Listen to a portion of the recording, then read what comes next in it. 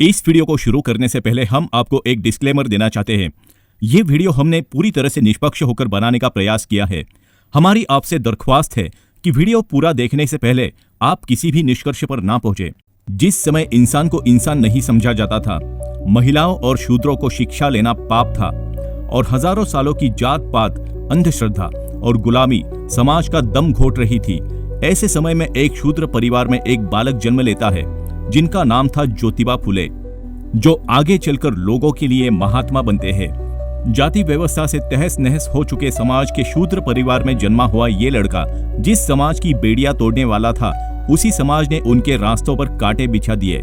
जिस समय दलितों को शिक्षा लेने का अधिकार ही नहीं था, ऐसे समय में कुछ ब्रिटिश अधिकारी और अपने पिता के सहयोग से उन्होंने अपनी शिक्षा पूरी की और आगे चलकर अपनी पत्नी सावित्रीबाई फुले के साथ खुद कमाए हुए पैसों से लड़कियों के लिए और पिछड़ों के लिए भारत की प्रथम स्कूल भी चालू की। मगर ये स्कूल इतनी आसानी से शुरू नहीं हुई थी। इसके लिए सावित्रीबाई को ब्राह्मणों द्वारा गोबर और पत्थर फेंककर मारे गए थे। इनको गालियां तक बकी गई थी। तो क्या ब्राह्मणों द्वारा इतने सारे अत्याचारों की वजह से ज्योतिबा फुले ब्राह्मण विरोधी बन गए? इसका जवाब ढूंढने से पहले अगर आपने अब तक चैनल को सब्सक्राइब नहीं किया तो चैनल को सब्सक्राइब कर लीजिए, ताकि हमारे आने वाले वीडियोस की अपडेट आपको मिलती रहे। दिन भर के वही घिसे पिटे रील्स देखने से ये काफी महत्वपूर्ण होगा। कुछ लोगों का ऐसा मानना है कि ज्योतिबा फुले ब्राह्मण विरोधी थे और कुछ लोगों का मानना है कि उन्होंने सिर्फ दलितों के उद्धार के लिए ही काम किया है। दरअसल ये दोनों ही बातें मानने वाले लोगों को ज्योतिबा फुले जी के बारे में ज्यादा कुछ मालूम नहीं है, इसलिए वो ऐसा सोचते हैं। ज्योतिबा फुले जी ने जो स्कूल पुणे में बनाई थी, वो जगह उनको एक ब्राह्मण गृहस्थ ने स्कूल चलाने के लिए दी थी, जिसका नाम था भिड़ेवाड़ा। ज्योतिबा फुले जी अगर ब्राह्मण विरोधी होते तो वो अपने स्कूल के लिए किसी ब्राह्मण द्वारा दी गई जगह का कभी इस्तेमाल नहीं करते। और बात सिर्फ यहाँ तक ही सीमित नहीं है। ज्योतिबा फुले जी की स्कूल में जो महिलाएं शिक्षित हुई वो सबसे ज्यादा ब्राह्मण समाज से ही थी। ज्योतिबा फुले सिर्फ दलितों के नेता नहीं थे, इनके ब्राह्मणों पर भी बहुत उपकार है। आज जो भी ब्राह्मण महिला शिक्षित है, ये सिर्फ ज्योतिबा फुले जी की वजह से ही है, क्योंकि पहले के जमाने में शिक्षा की अनुमति तो ब्राह्मण महिलाओं को भी नहीं थी। ज्योतिबा फुले जी न तो ब्राह्मणों के विरोध में थे और न ही दलितों के पक्ष में। उन्होंने हमेशा इंसानियत के पक्ष में रहना ही पसंद किया। उनका ऐसा मानना था कि मनुष्य का श्रेष्ठत्व जातियों पर नहीं बल्कि उनके कर्म पर आधारित है। मगर आज भी कुछ मूर्ख लोग उन्हें ब्राह्मण विरोधी कहते हैं। वो ब्राह्मण जाति के खिलाफ नहीं थे, लेकिन वो ब्राह्मणवादी विचारों के सख्त विरोध में थे। ब्राह्मणवादी विचार का मतलब जो लोग छूत अछूत को मानते हैं, जो खुद को दूसरों से श्रेष्ठ समझते हैं और दूसरे लोगों को उनकी सेवा के लिए है ऐसा समझते हैं, जो ऐसा समझते हैं कि शिक्षा पर उनका ही अधिकार है और जो खुद को समाज के सर्वोत्तम श्रेणी का हिस्सा मानते हैं। ज्योतिबा फुले इन विचारों के सख्त विरोध में थे। और सिर्फ ज्योतिबा फुले ही क्यों, उनके समय से आज तक कई ब्राह्मण जाति से आए हुए लोगों ने ब्राह्मणवाद के खिलाफ आवाज उठाई है। जैसे कि राजा राम मोहन रॉय, जिन्होंने भारत में सती प्रथा अंग्रेजों की मदद से बंद करवाई। आचार्य अत्रे, जिन्होंने महात्मा फुले जी के जीवन पर पहली फिल्म बनाई। और भी कई नाम इसमें शामिल है, जैसे दयानंद सरस्वती, विकास दिव्यकीर्ति, आचार्य प्रशांत त्रिपाठी और इनमें से शायद सबसे बड़ा नाम है श्री नरेंद्र दाभोलकर, जिनकी अंधश्रद्धा निर्मूलन और ब्राह्मणवाद के खिलाफ आवाज उठाने के लिए हत्या कर दी गई। जल्द ही हम हमारा अगला एपिसोड श्री दाभोलकर जी पर बनाने जा रहे हैं, जिसमें उनके विचारों पर हम ऐसी बातें आपसे साझा करेंगे जो शायद आपको पहले पता नहीं थी।